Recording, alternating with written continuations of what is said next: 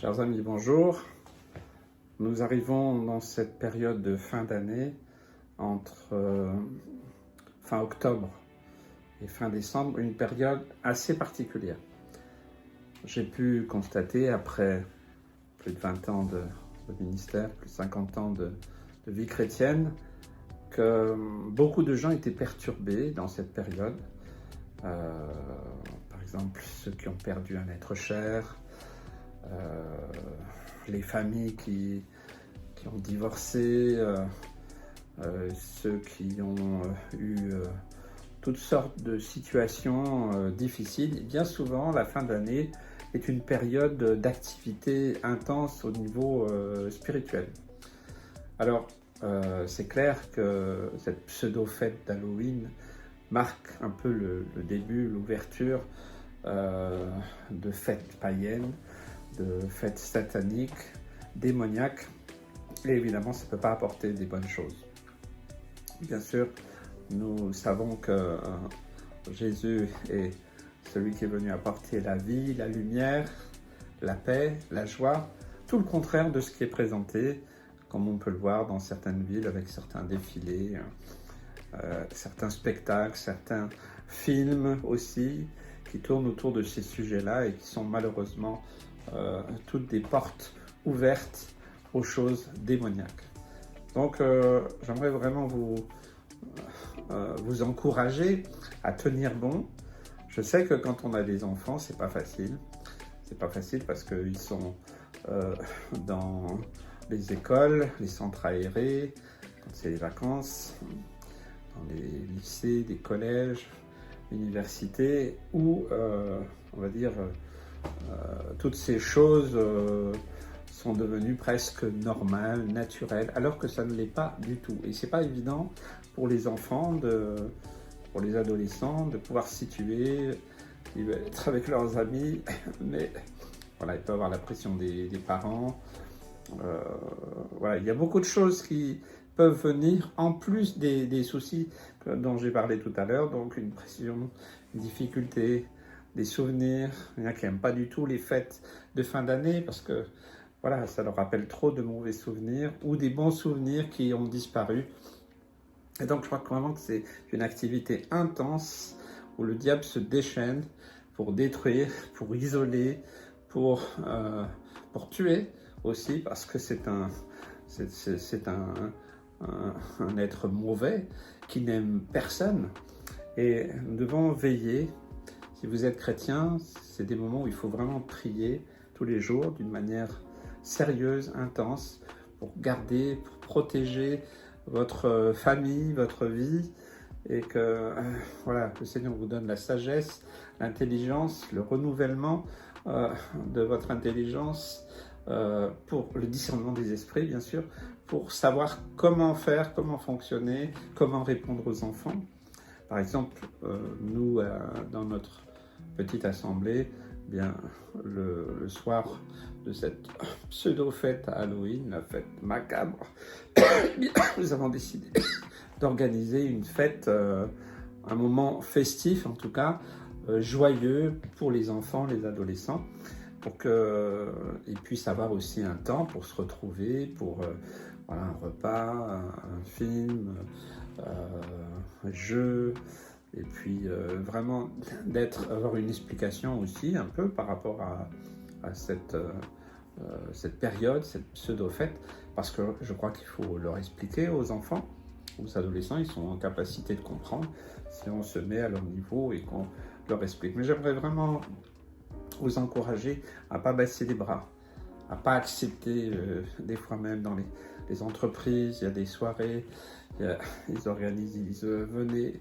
déguisés, c'est pas anodin, c'est pas du tout anodin, et alors voilà, je porte pas de jugement, voilà, en aucun cas, des fois c'est compliqué, c'est difficile, mais dans la mesure du possible, faites tout pour éviter de participer de quelque manière que ce soit à cette pseudo-fête qui ouvre une porte très clairement sur la démonologie, le satanisme, et tout ça. Et je pense que vraiment, si on regarde l'historique, je ne vais pas le faire ici, beaucoup en parlent, hein, c'est vraiment une pseudo-fête complètement macabre, démoniaque, dès l'origine, et donc maintenant on essaye de mêler la mythologie avec ça pour essayer d'arrondir et puis dire que c'est en fait simplement voilà, mythologique. Voilà. Mais non, en réalité c'est totalement satanique et démoniaque. Donc par exemple, ce fameux soir, il y aura certainement peut-être là où vous habitez des enfants qui vont taper à la porte pour les bonbons. Alors, mais eux, ils sont innocents, ils aiment les bonbons, il n'y a rien de mal à aimer les bonbons, encore une fois. Moi, je me souviens, pendant plusieurs années, sur la porte de notre maison, nous avons mis nous ne participons pas à cette fête, et si vous voulez des bonbons, il n'y a pas de souci, vous pourrez revenir à un autre moment, voilà. Mais on ne les encourage pas, mais on ne les stigmatise pas non plus. Voilà. C'est d'expliquer très simplement qu'on ne participe pas à cette fête, cette pseudo-fête. Voilà, simplement, j'aimerais vous encourager à prier vraiment, à discuter avec vos enfants, vos adolescents. Il y a plein de questions. Hein, je reçois des informations, des demandes. J'essaye d'y répondre le mieux possible. Bien sûr, la Bible nous dit de ne pas participer aux œuvres des ténèbres. D'autres textes nous disent de ne pas donner accès au diable. Et nous savons aussi que le diable est mauvais, est méchant, il n'aime personne, et que son but, c'est de s'infiltrer. Et puis après, quand il y a une infiltration, c'est compliqué quand il y a des portes ouvertes. Donc j'aimerais, bien sûr, certains vont dire oui, mais le Seigneur nous garde. Oui, bien sûr, il nous garde, mais nous avons aussi, Dieu nous a donné une intelligence pour réfléchir. Et il nous faut nous positionner. Je crois que nous vivons un temps où les chrétiens doivent se positionner très clairement. Voilà, on n'est pas obligé de participer à tout ça. Et puis, si vous avez des personnes qui ont perdu des êtres chers, qui ont vécu des choses difficiles, ou la fin de l'année pour eux c'est difficile, prenez soin d'eux, encouragez-les, invitez-les, ne les laissez pas tout seuls, ne les laissez pas s'isoler. Je pense que c'est aussi le rôle de l'Église, voilà, organiser un repas pour les personnes seules, faites une soirée Nouvel An aussi, c'est une débâcle de choses et vraiment terribles dans ce monde, hein, où l'alcool coule à flot et le sexe et j'en passe. Donc on peut organiser aussi, nous en tant que chrétiens, des soirées festives, ludiques, joyeuses. Voilà, nous, depuis des années, nous faisons ça. On fait toutes sortes d'activités, plus un repas. Voilà, c'est possible de le faire. Alors faites-le avec des amis, de la famille.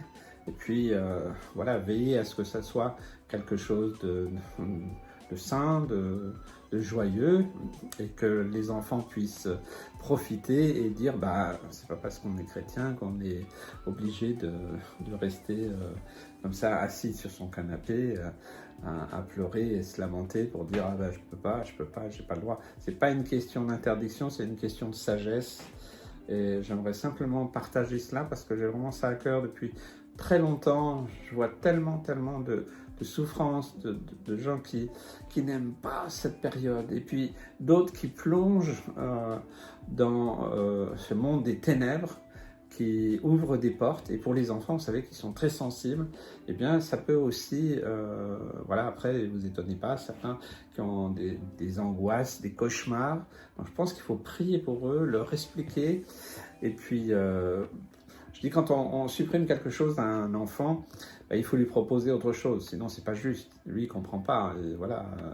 Et je pense que l'Église, les chrétiens, les familles chrétiennes peuvent organiser, même si votre Église ne le fait pas, faites-le chez vous, en invitant d'autres familles, voilà, pour faire une soirée festive le 31 octobre. Et puis ensuite, si vous savez qu'il y a des gens qui sont seuls pendant la période, voilà, de fin d'année, intéressez-vous à eux, téléphonez-leur, envoyez-leur un message, et puis essayez de savoir s'ils sont seuls ou pas. C'est le rôle aussi de l'Église. Jésus nous a apporté le salut, le pardon, et aussi il nous a donné une mission, c'est de nous aimer les uns les autres, car Dieu a tant aimé le monde. C'est pour ça que je crois que cet amour doit aller aussi dans des situations comme ça, dans des périodes comme ça. Et je crois que le monde qui rentre de plus en plus dans les ténèbres, eh bien, nous devons tenir ferme, pas nous laisser embarquer, avec sagesse, avec bien sûr discernement, avec intelligence aussi. Mais le Seigneur peut vous donner donc réellement une bonne idée pour passer ces moments-là, pour que ça soit une bénédiction. Et si les enfants, les adolescents voient que c'était super la soirée que vous avez passée à l'église ou chez vous, voilà, ils vont dire, ma foi, on n'a pas besoin de participer à ça. Il n'y aura pas de frustration. Et quand ils diront alors leurs amis, leurs copains, leurs copines, tu sais, moi j'ai passé une super soirée. Ah bon, ah ouais, tu t'es déguisé? Non, mais on a fait des jeux, on était ensemble, on a bien rigolé, on s'est bien amusé. Et je crois que c'est un témoignage aussi pour ce monde qui court à sa perte, qui de plus en plus descend de plus en plus bas dans la bassesse des choses de ce monde terrible. Et nous savons que nous avons une espérance, que Jésus va bientôt venir nous délivrer. Nous ne savons pas quand, mais nous savons qu'il va le faire. Donc il nous faut tenir bon, les amis, parce que le monde des ténèbres, de plus en plus s'appesantit sur ce monde, parce que le diable sait qu'il n'en a plus pour très longtemps, parce que Jésus revient. Mais nous pouvons tenir ferme et nous pouvons aussi être une bénédiction pour ceux qui nous entourent. Je vous encourage vraiment, en toute simplicité.